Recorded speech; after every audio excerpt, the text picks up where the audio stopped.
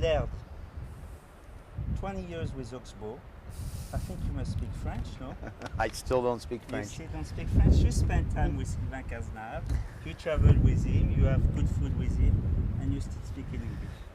But I can order on any menu in France. So that's the main thing, is I can eat when I need to, and I understand more than I let on to. But normally when I try to speak French, they always look at me like, "What are you saying?" So I figured I should stop trying. Okay. So thank you for having us Thank with you. you this afternoon. It's a pleasure to have this waterman, this really well-known waterman that you are. So I have seen you doing stand-up paddle for about 10 years now. So how do you explain the sport didn't pick up earlier? Well, I think it's a combination of a few things. I think that originally we really didn't have any equipment for it, and so to try to learn how to do stand-up paddle with a conventional longboard or a tandem board was very difficult, as I know, because that's how I started. It was not easy, to the point where I think people wondered why I was even doing it, because it probably didn't look very easy either, because it didn't feel easy. I think that also it has to do with sometimes people are resistant to change and something new, because you have to be willing to look foolish, and a willingness to look foolish is pretty uncommon. People don't like to look foolish, and so they don't like to try new things a lot of the time, especially when they're good at something. And especially when it's new in something, in an area that they're already good at something. I think it has to do with the fact that when you have one person doing it and it doubles, then you only have two.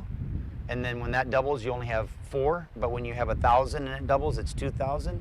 So I think that it's a mathematical process where, there's a famous saying, 10 years of preparation and 1 year to make the money. But it's a little bit like those things. So nowadays it's mostly the equipment that's ready that's going to launch the practice? Well, now the equipment's to the point where it can be easy for people to start, and it's a little bit like a bicycle, that if you came out with a 27-speed Tour de France bike to teach people how to ride a bicycle, we wouldn't have very many people riding bicycles. When you're a kid, you have a tricycle with training wheels, and then you develop, and eventually you can have something that's more high-tech. So the first boards that I came out with originally to help people learn were 12-foot, big, thick, wide boards just to create stability and make it easy for people to learn how to do it. Don't you think that with the evolution of the equipment today, we could end up with the same situation as windsurfing about 25 years ago, when everything developed really fast, and we end up to really being over-equipped, and people get lost in all the different disciplines?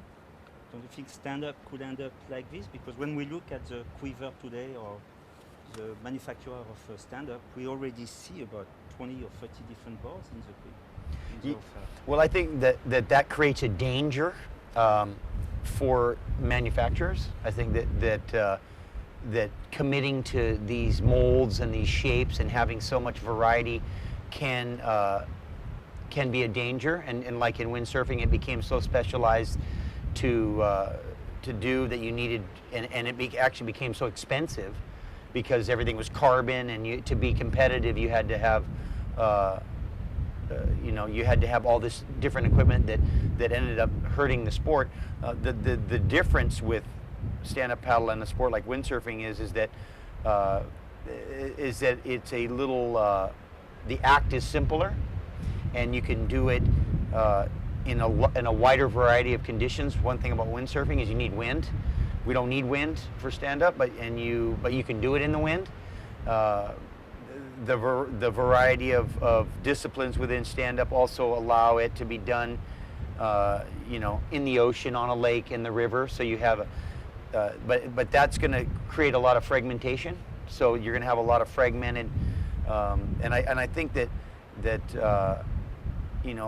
I feel, for me personally, I feel that's an opportunity to do some things with equipment that I'm working on to focus more on really, where I think the sport's going and what the sport needs.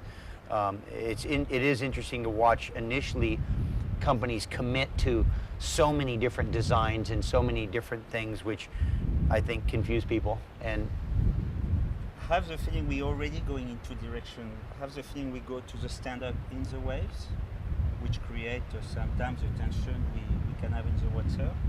And we have the stand-up going on flat water. Don't you think that the flat water area is really where the big development could happen?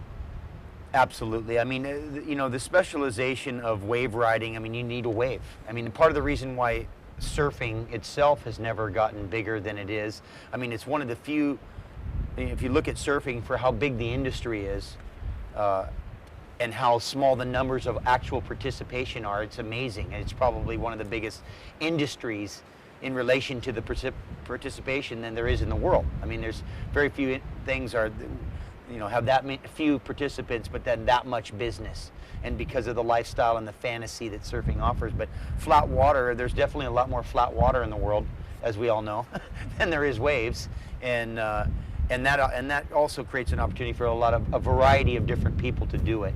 You see a lot of older women doing it. You see, which turns off the kids. When you see older people doing it, you see people that aren't necessarily athletic. Don't have any board riding experience doing it in flat water and really enjoying it. But yes, I think that a lot of the development will occur in the flat water. The one thing that the flat water doesn't have as much of that the surf does is that surfing already has an existing infrastructure with board design that's been around a long time, and it's a little bit like snowboarding and skiing. I use that as the best example of what's happening right now with SUP or stand-up paddle, and in surfers in lineups, or prone surfers I call it, because it's all surfing, but the prone surfers and the stand-up paddlers and that tension seems to be similar to how skiing and snowboarding was, where in the beginning when snowboards first came out, it was like ban it on every mountain, it's ruining the place and they're a danger to society and all this stuff. But it's like if I took everybody in a ski resort that skis and said, okay, you only have 1 year experience, we'd have an ambulance at the bottom of the hill and we'd be taking people away. So we're still going through the discomfort of the transition of that it's new and people are learning how to do it. You think it's a big opportunity for women too? It's women not only aesthetically look great doing it, they feel good doing it. I think they feel safer doing it. I think the way they like the way they look and the way they feel when they do it. Right now, I know it's about a 40%, at least from what I've seen in the areas that I've watched stand up grow, that women are, it's about 40% women that do it, and which is great. I mean, it's nice to have women in the water.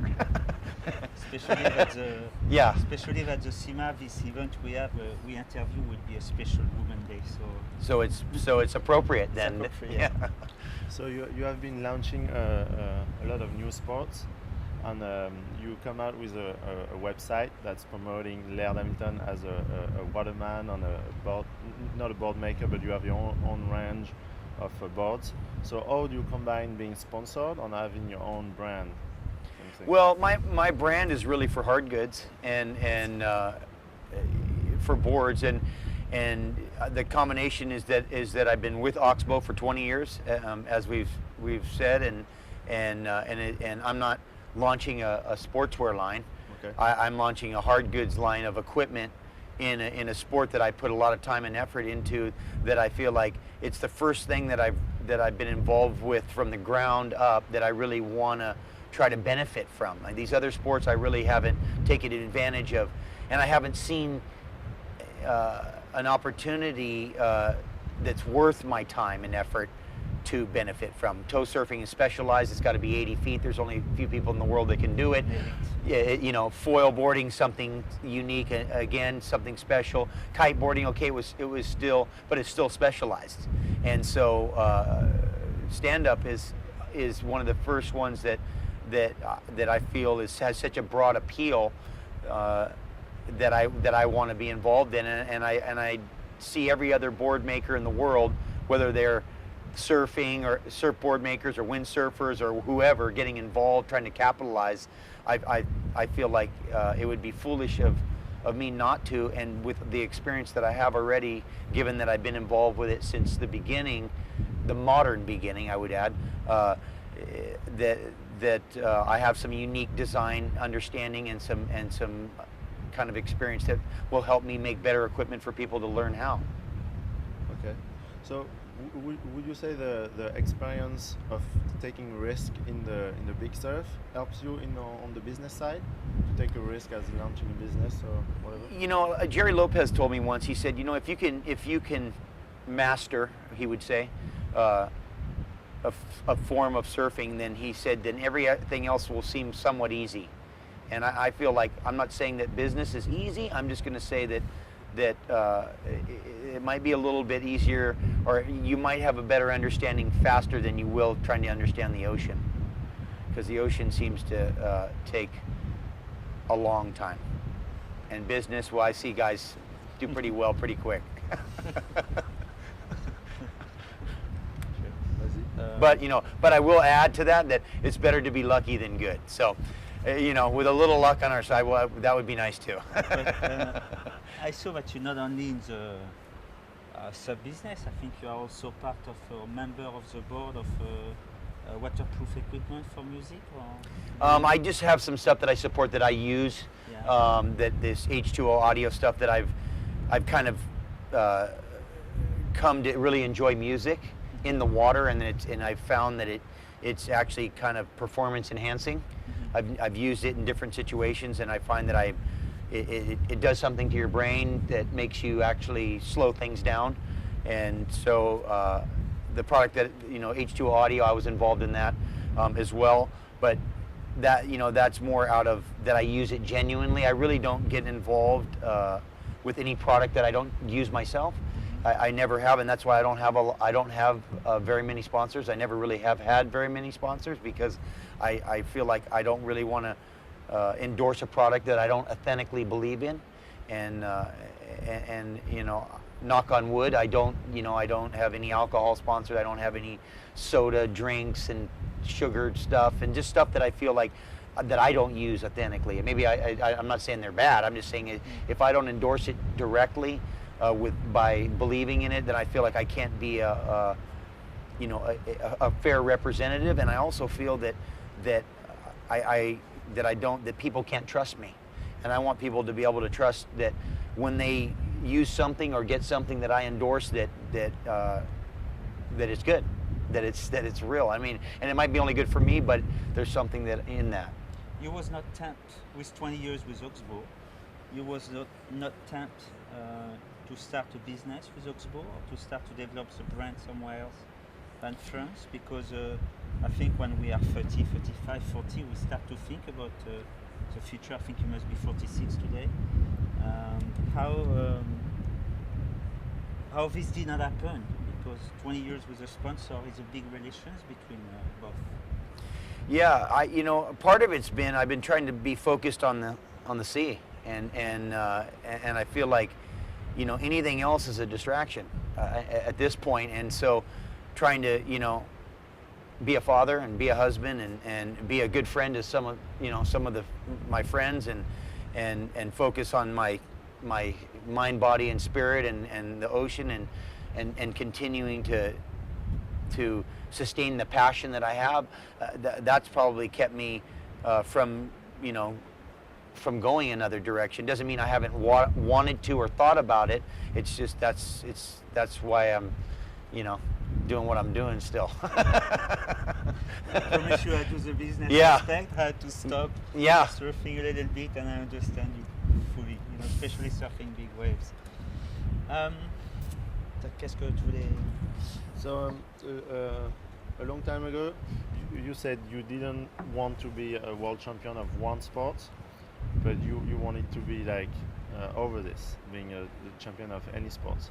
So is the stand-up paddle something you want to be a world champion of, or is it still in the same?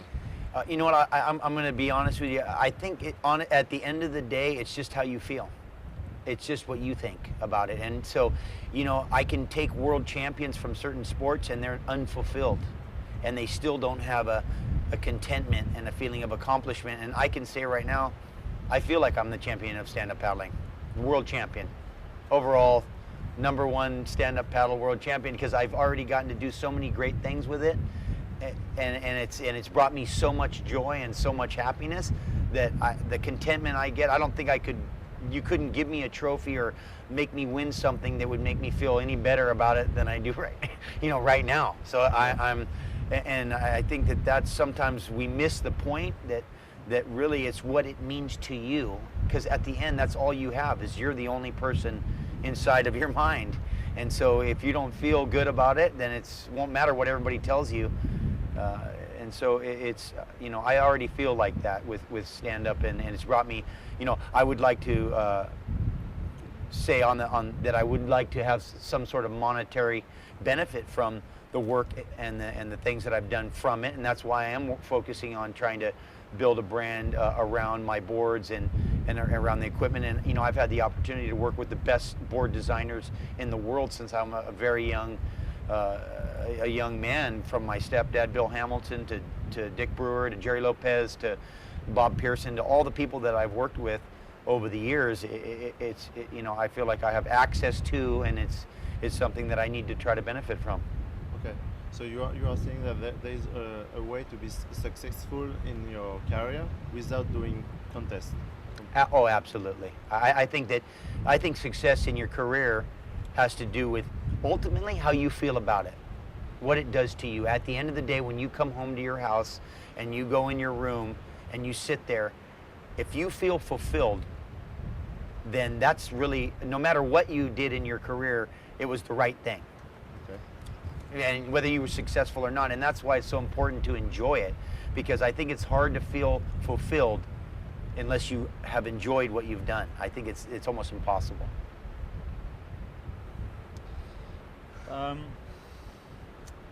No matter how much money you got in the bank account, because I know a lot of wealthy people that are very unhappy. That's also There's a long list, yeah, and I know a lot of them, and I've actually had the opportunity to meet some of the wealthiest people in the world, and most of them are not happy. And I'm like, and you can't buy a wave.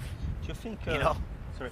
Do you think a sport like SUP needs a circuit like we have the new one we just started recently? Do we need a circuit with professional contests? I don't. I don't. I think that, to me, the aspect of the most interesting aspect of SUP competition is racing.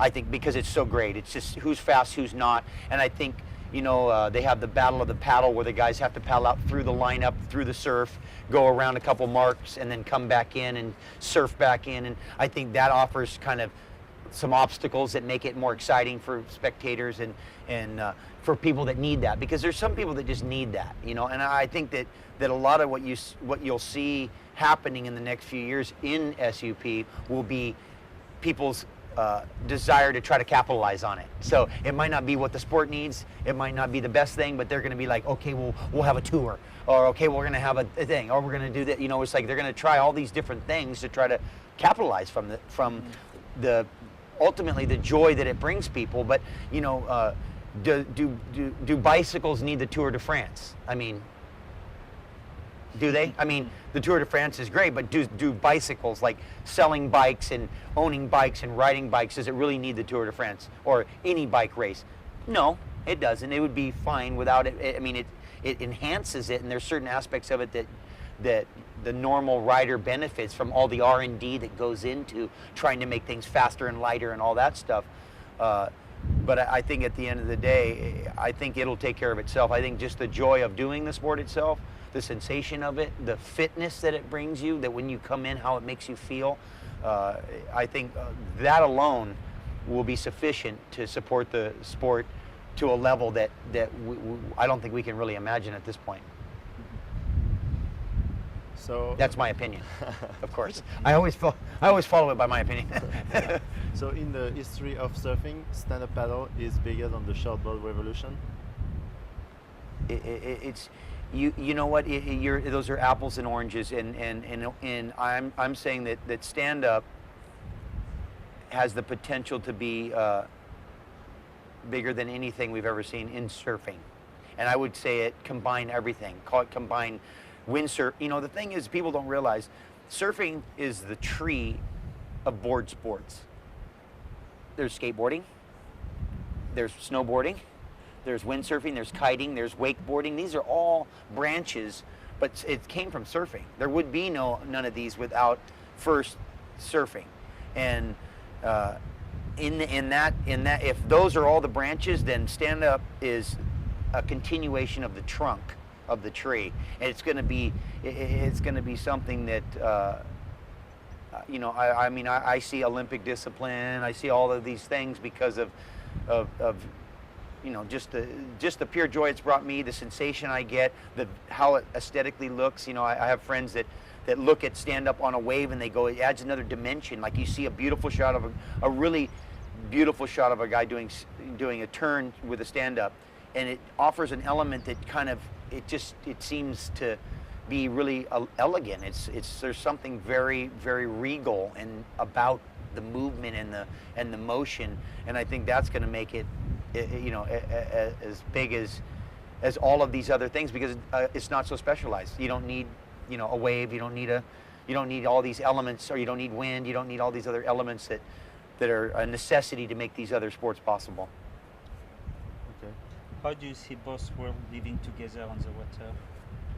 I think that it's all one water, it's all one world, and I think that as you see, as it develops, and already I've seen it with the way my equipment's evolved and what I'm able to do, I see it's getting the attention of good surfers. I see really good surfers kind of going and looking and going like, wow, that was a turn, that was a snap, that was a 360, that was a helicopter, and I think that the acrobatic aerial aspect, which is the youth aspect, what really captures their attention, is going to be even more dramatic than they're able to do on the small shortboards.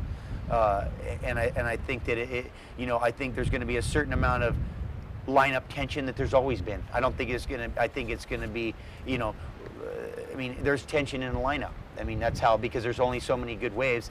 The one thing I noticed though is when you're out with a group of people doing stand up, it's a little bit like longboards in the old days, which is you don't mind catching a wave with 3 guys. You can all ride together and you're like, yee-haw, and you go straight. I mean, sometimes I'll go out and I'll just purposely catch giant set waves and go straight on them and ride them out until they're this big at the end, because I'm going to paddle back out again and do it again, and the whole motion and the activity seems to be a little bit more of a sharing thing than it is you know, my wave thing. But you know, to change the tension in the lineup is to change the mentality of a human. That's a long process. Might take generations. And good luck, by the way. So you've been doing SUP for 10 years, so it's not new to you. We know you as someone that's always coming up with new toys. So I've heard about you going underwater, riding wave underwater. Is that the next thing? That's something that I want to do. That's something that's been on my mind. I just think it would be an incredible experience to be inside of something that you could ride a giant swell with and be underneath the water. From all my foil experience on foil boards and riding and then riding giant waves on planing hulls and riding giant waves on foil boards, and then underwater body surfing, and then I have this sea bob thing that pulls you underwater. It just seems that's where I'm being drawn to. Again, this is, you know, if this is just a specialized thing that there'll be 20 guys in the world doing, and it'll be the best thing you've ever done, but it's not going to be for everybody, obviously. I wouldn't expect it would be, and I know one thing's for sure is it's really uncrowded under there. For sure. There might be a fish or two, maybe you and your buddy next to each other. Extremely technical. yeah, Extremely hard. exactly.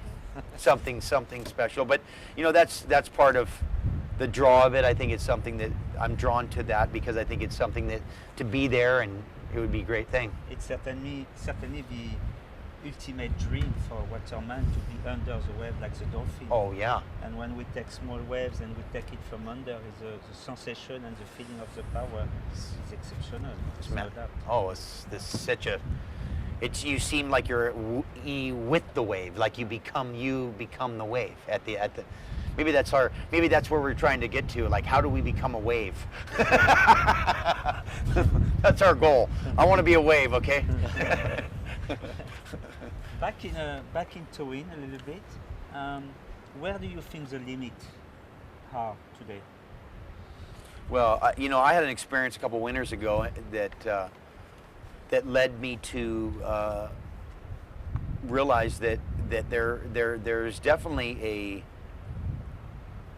a limit to planing hulls, which is a conventional surfboard, and that there's a limit to what we can do, the size of a wave we can ride. And I think once we get, how do you get into, everybody talks about 100 feet, but I'm just saying that when you get into a wave that starts moving at, 40, 50 miles an hour, I don't know, however many kilometers that is, when you talk about a wave that's moving at 50 miles an hour, it starts becoming physically impossible for us to be on that and be able to, first of all, go straight and make it, impossible to come across. And then turning would be a whole new thing. So going straight's almost impossible.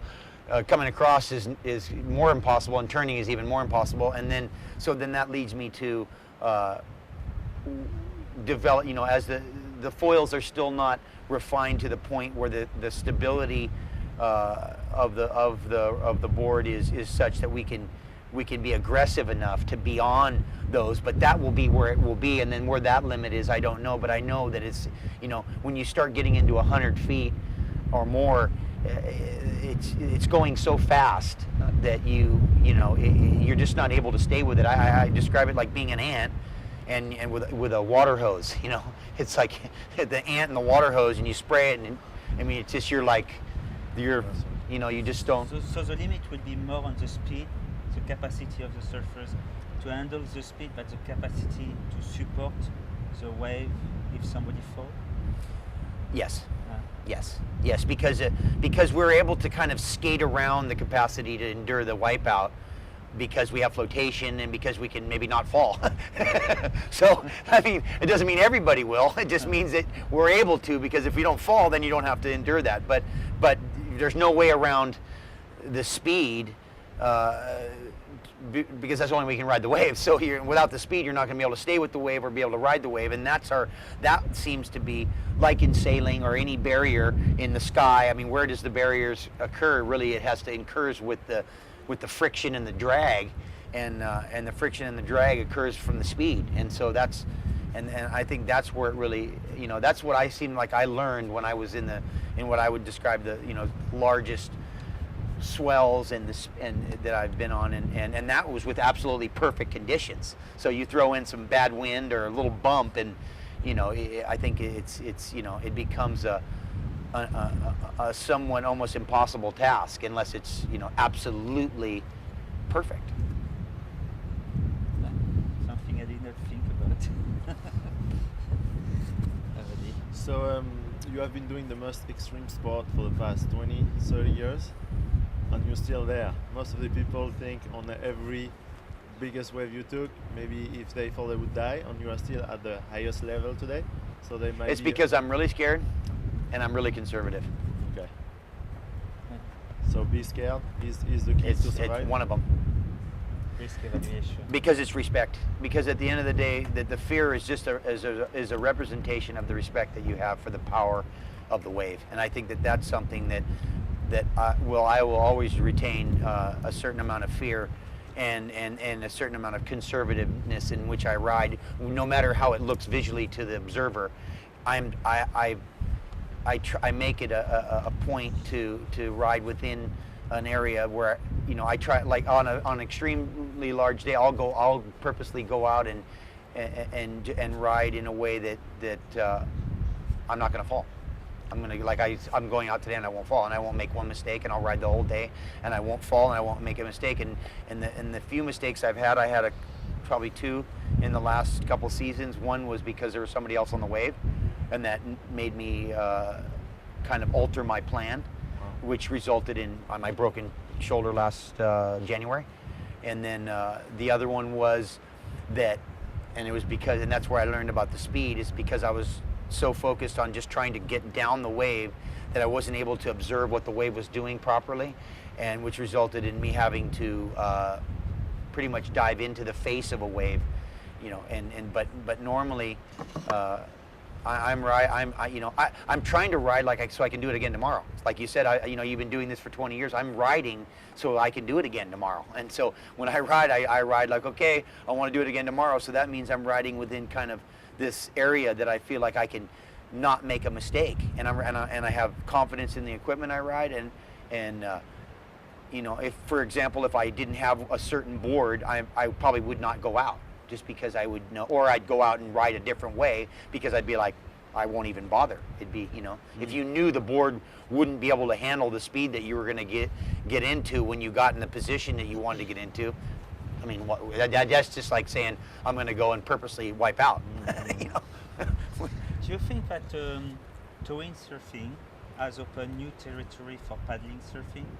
Because absolutely. In the last 6 months, we saw new generation of guys surfing, new dimension of waves. Yes. I think that towing surfing has expanded our first of all, what's possible to ride, but it's also expanded our perception of what big is, and it's also, which I just said, and twice, and then it's also given certain people experience on bigger waves. So some of these guys have ridden bigger waves, and I describe it like when you go 100 miles an hour. When the first time you go 100 miles an hour, you can't see anything. The second time that you go 100 miles an hour, you can see a little more, and pretty soon you're going 100 miles an hour and you're looking around. And so as you get more comfortable in these bigger situations, then the waves don't seem to have your imagination's the fear of your imagination as much, and it allows you to maybe go into it. But I think a lot of it's been because you've seen, and because you have a lot more people out there trying, because you have incentives to be out there and try. You have equipment getting better. The wetsuits are getting better. The equipment's getting better. The weather reports are getting better. The locations are more. The men that are trying to surf them are more. There's bounties up to do it. I mean, there's all of these different things that are pushing us to, and then maybe we've had that guys are actually out on the day when the conditions are good for that, and they've been able to do it. So it's a combination of all of the things that keep lifting what's possible. You surf, you invent sport, but I saw also that you're taking care of people through a charity. Yeah. So tell us, because I don't think people know this aspect of you. I've always wanted to be in a position to be able to make a difference, and I've watched in my life people that were in positions that could make a difference not make a difference.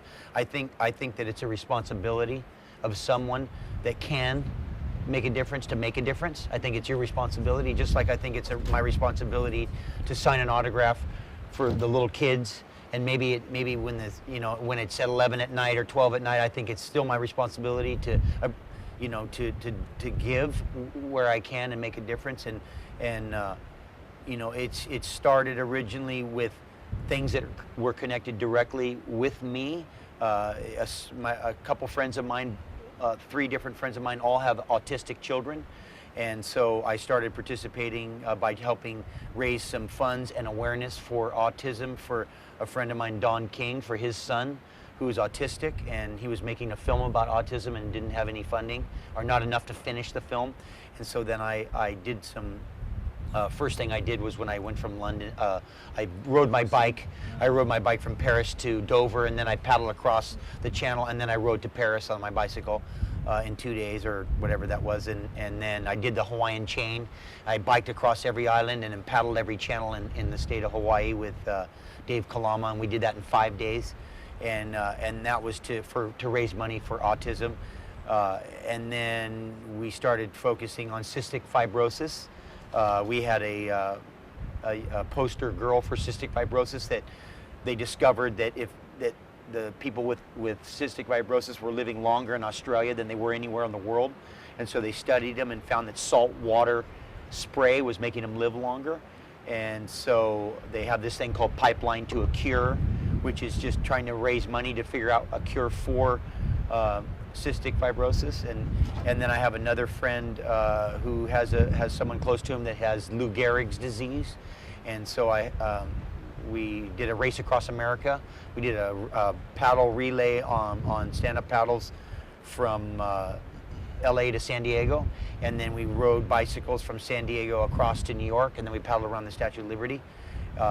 And that was to raise for all three of the charities. But as far as I have environmental causes that I'm involved in as well, and of course I support Surfrider Foundation and Sea Shepherd and other environmental things. But I always say save the humans. Everybody's so worried about all this stuff, and sometimes we have so many humans that are in we got malaria, and we got in Haiti we got more little kids dying every day. I mean, we got the stuff that's going on around the world. I think I feel like if I can make a difference, what an honor that is, and I really want to make a difference. And so I want to continue to be more and more proactive in that area, and I feel like if that's all I did in the future was do things and feats to raise money and awareness to help people that need help, then that's what I would do. And I think for me, that probably brings me more joy and more.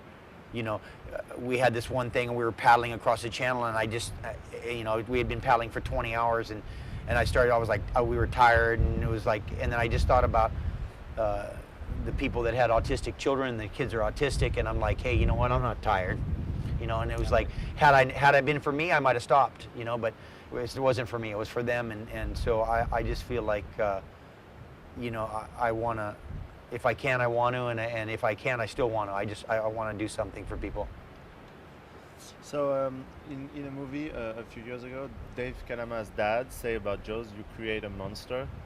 So what is the situation at Jaws today? Can you still ride wave, or is it? Well, you'll never be able to surf Jaws again like we rode it. Really, I mean, even though I say that, still there's always a moment. If you really want to ride a big wave alone, there's always a wave alone. Waves have been breaking for thousands of years, and they're going to be breaking for thousands of years after we're gone. So, or millions of years. And so if you really desire to ride a wave, there's going to be waves to be ridden alone. But on a regular swell at Jaws, there is so much online attention, and there's incentives by companies with bounties to catch giant waves that and there's remade movies, and it's been exploited to the point where you have a lot of pressure on the spot, and it's made it so you can't really surf the wave the same anymore because of the boat wakes and the jet ski wakes and you're jockeying for the other guys, and it's just not the same like when you were just you and your buddies and you were out alone. It's just a whole nother thing. Okay, but do you feel responsible in a way for that scene to grow that well big? one thing's for sure is I'm never going to feel responsible for people acting stupid. I'm never going to feel responsible for that. Do I feel responsible for making Jaws look rideable and making Jaws look surfable? I mean, not to the point where I feel bad about it. I think that it's brought people some incredible thrills and some excitement, and I think it's brought the ocean a certain amount of respect and an admiration that those rewards are greater. And it's a little bit like what's happening with stand-up paddle. They have this sticker that says "Blame Laird," and they put it around in the area, and I take that as a compliment. At a certain point, the amount of joy that I brought, it's brought people like Mickey Munoz, who've surfed for longer than 90% of the people complaining have been alive. The joy it's brought Jerry Lopez and all these other great surfers, and the smiles I've seen that it put on people's face. I can take all this criticism that you want to give me, and as far as Jaws and stand up and all this stuff, I've got no problem with that, because the positive far outweighs the negative, and as long as that continues to happen, then you know, you can blame me all you want. I'm not blaming you. I'm not blaming you. No, but there are some that do. I live my best day because I'm not towing, so. Exactly. So Yeah, perfect. so- You're one of the reasons why I don't mind people complaining about it. Yeah, true. And what about Jaws? What about Chiopo? Oh, I saw you nearly crying. Yeah. I remember. Sure. Sitting on the jet ski Sure. was certainly impressive. Sure. It's a An big emotional moment. Yeah. You know, people ask me that about like that the emotion of that moment, and you know, I think that's a culmination of kind of a dream come true. You know, I first of all, I only thought waves like that existed in cartoons. I thought that was just artwork, and there really weren't waves like that in the world. I'd never seen a wave like that in the world. Didn't know that there were waves like that, and I especially didn't think you could ride one growing up my whole life. And then things happened the way they did, and I was able to actually get on kind of something I didn't think existed, but I hoped did, and do something I didn't think you could do, but hoped I could. And that moment kind of brought all that emotion out. It was like a culmination of life, a life's dream come true, and you know, and I think it was especially emotional because it was something that I'd never seen. And it's different to do something that you've seen before, even if somebody else did it, than to do something that you've never seen before. It just has a different effect. At least it has a different effect on me, that I felt like, you know, I just did the undoable in a way. Even though obviously it's not, and you're seeing a lot of people ride some incredible waves there, and it's one of the most incredible waves in the world, and again, another place that maybe helps people really appreciate the power of the sea. Thank you. It was 10 years ago, no? Yeah, anniversary this 2000, yeah? August 17th. This will be the 10-year anniversary. Looks yesterday. Yeah, feels like yesterday. You know what I said? And here, you'll love this. I said after that, because that was my first trip to Tahiti, and that was the first time I'd rode Chopo, not the first day, but the first time, you know, sessions of, and I said, after it was finished, I said, yeah, I'm probably gonna have to come down here for the next 10 years to pay and have it not be that good every time, to pay for that. You know, it's like normally you go there for 10 years and then finally you get the big crescendo. Well, I got it first and then I had to pay for it after. So I've been going there for 10 years and haven't gotten it quite like that. But my friend of mine said, he has a saying, you can only do that once. You know what I mean? And everything is, there'll be another day, but they're always different. And that's one thing that makes surfing so special, is that every wave's different, even at the same place, and that continues, I think, to breed inspiration, because you feel like, you know, each one is unique to that moment, and that's the specialness of it. Good. Okay. Merci, Dan. My pleasure. Thank you so Thank much. you. What about, tell me, do you enjoy coming in France? I do. I always do. Sometimes I'm reluctant because the travel's far and I leave my family, but every time I come here, I have, you know, I really appreciate how nice the people are. The people here are extremely nice, and the Basque country is just, you know, the first time I came here, I'm like, oh, I could live here, you know, and I've always felt that way. Every time I come here, I'm like, this time I'm like, oh, I got to bring my family back and rent a house for a month and stay here, and I like, you know, even though I don't speak French, of course, but I understand. And you know what the problem is? You guys all speak English, so I'm like, you know, and the rest is good sign language. You know, they say 86% of communication is nonverbal anyway. So, but I love France. I really do, and I don't just say that.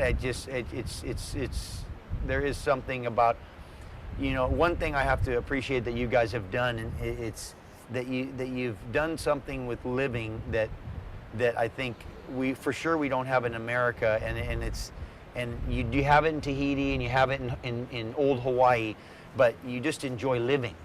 That at the end of the day, really, it's about living. It's not about acquiring and about going and getting. It's just about the eating and the communication and okay, yeah, we surf and we do this, but at the end, it's about that, and places are really about people.